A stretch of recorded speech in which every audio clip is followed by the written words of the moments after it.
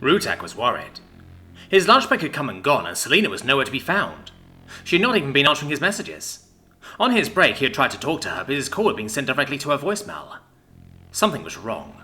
He could feel it. Having been denied a request to leave work significantly early, he had been forced to endure the rest of his shift. However, he was not merely idle. He had sent a message to Ger to see if she had heard from her. She had said that she did not see her, and so Riek asked her to come help him look for her on the ring. He sent another message to a friend who owed him a minor favour to help him look for Selina.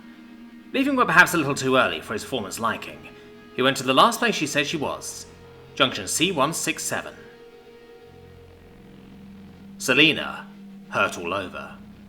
The last thing she could remember was setting up a lunch date with Riek, since she was in the area, and messaging him while waiting for the high-speed rail. She tried to move, but found that she could not do so. Everything was a struggle, and she simply felt so sluggish. She heard voices, felt something against the side of her neck, and then pain. Selina regained consciousness slowly once more. If it were possible, she was in far greater pain. Every one of her synapses, artificial or otherwise, screamed in agony at any moment. Trying not to let anyone know she was awake, she tried to take stock of her situation. Taking a chance, she opened her eyes only to receive half of her field of vision.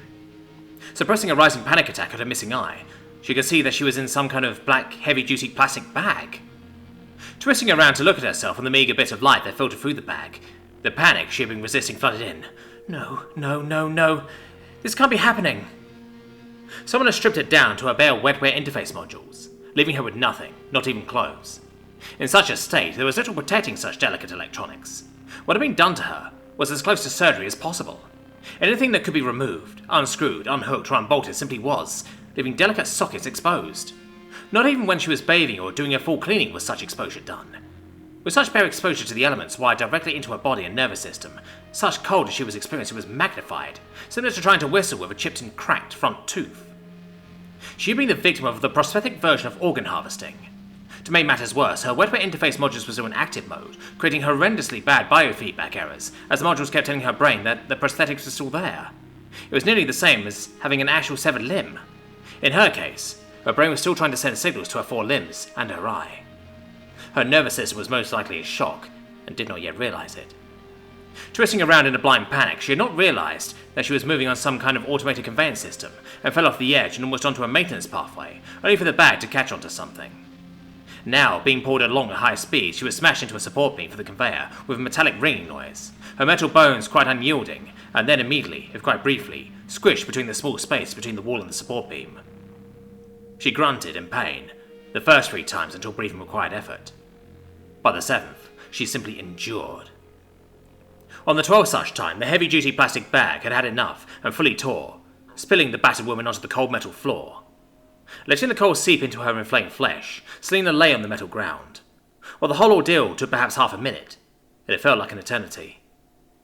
Looking down the tunnel, she saw some kind of light above, and beyond that of the basic dim maintenance LED strips that were evenly spaced out, as well as some kind of machinery noises. Resigning herself for a long, painful and arduous trek, she wormed her way towards the light in a most painful manner. More than halfway to her destination, she turned her head to the side, unable to handle any more for the moment. Her entire front was chafed, scratched, cut, blooded, and pincushioned. Additionally, she felt all sorts of sharp objects having lodged themselves into her soft, fleshy, sensitive lady parts, both upper and lower. She determined that she had been thrown into a garbage chute, and that the debris that perforated her body was simply whatever had been thrown out. Broken glass, sharp metal, needles, or whatever else was deemed as trash by the inhabitants of the ring. Catching her breath, she trudged on, pain permeating her every movement. Something changed in Selina during this brutal trek. Normally bright-eyed, optimistic, and perhaps a little naive, something besides the prosthetics had been ripped away from her. Now, all that she felt was a cold and calculating fury. Whoever had left her for dead was going to pay.